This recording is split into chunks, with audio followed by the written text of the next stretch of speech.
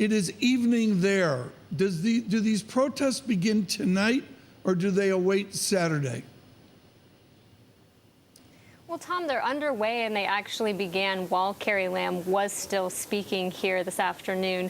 And people are starting to gather in the city center close to our offices. They've occupied a couple of streets near us already, and these protests are expected to go on into the night. I expect that they will get bigger. And people have already called for a show of defiance against this ban over the weekend. A number of protests planned, including one that's masked.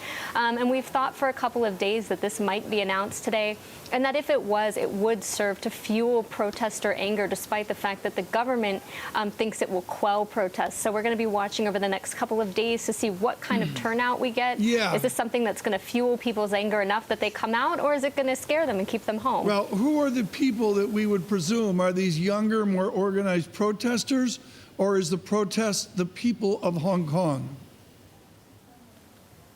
You know, this has been student-led for the most part so far. It has been young, but we've also seen these bigger protests where 1 million people have come out, and that's elderly, children, everybody. And this is a law that's bigger than something we've seen in recent weeks. It's a big step by the government. It hasn't been enacted in more than 50 years. So this is something that affects everyone in Hong Kong, and you could see a slightly different demographic than we've seen in these kind of recent smaller protests where you get more of the harder core frontline protesters who are more willing to take police on.